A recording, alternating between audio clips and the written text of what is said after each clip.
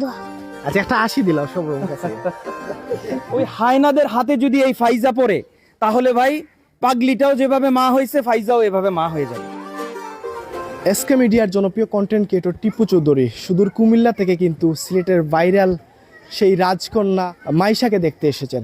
বিস্তারিত তুলে ধরছি, সঙ্গেই দেখুন। তো দর্শক যেমনটা দেখতে পাচ্ছেন আমার ঠিক পাশেই রয়েছে সিলেটের রাজকন্যা ফাইজা আক্তার মাইশা, এবং যে মাইশার আসলে কিউট হাসি দেখে পুরো বাংলাদেশ পাগল হয়েছে, এবং ইতিমধ্যে হাজার হাজার লাখ লাখ কিন্তু ওর ভক্ত হয়ে গেছে আমরা যেমনটা দেখতে পাচ্ছি। এবং বিশেষ করে এই খবর শুনে কিন্তু সোশ্যাল মিডিয়া দেখে কিন্তু বাংলাদেশের জনপ্রিয় content creator Tipu Chowdhury SK মিডিয়ার সেই কন্টেন্ট ক্রিয়েটর কিন্তু কুমিল্লা থেকে কিন্তু সিলেটে এসেছেন ফাইজাকে এক নজর দেখতে এবং তার খোঁজ খবর রাখতে।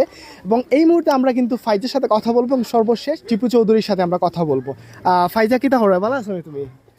আচ্ছা, সেদিন তোমার ইন্টারভিউ হয়েছি যে ভাইরাল হয়েছে, আসলে কিলা লাগে তোমার? আসলে ওই যে ভালো লাগে। সব মাইনছে যে তোমার অত দোয়া করে, কিলা লাগে? ভালো লাগে। ভালো লাগে নানি।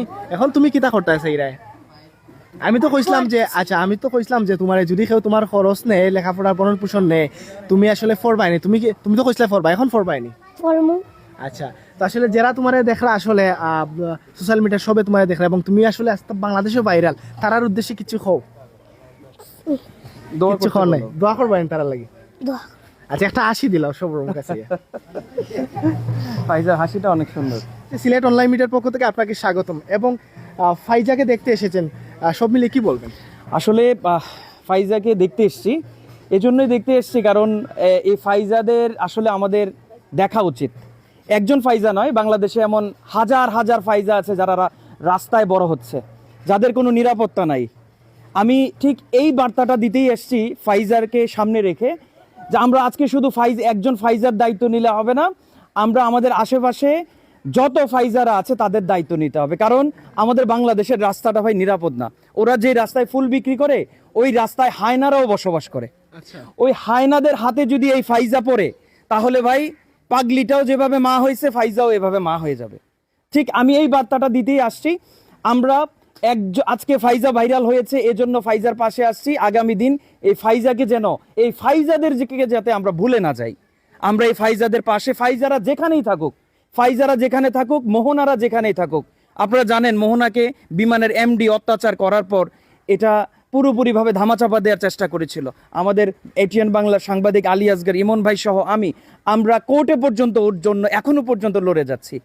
শুধু ফাইজা নয়, কিছুদিন আগে আরো একটা সামিয়াকে দেখেছেন, যে সামিয়া সৎ মায়ের অত্যাচারে মায়ের কবরের সামনে বসে চিৎকার করে করে বলেছিল, মা আমাকে তুমি নিয়ে যাও না কেন।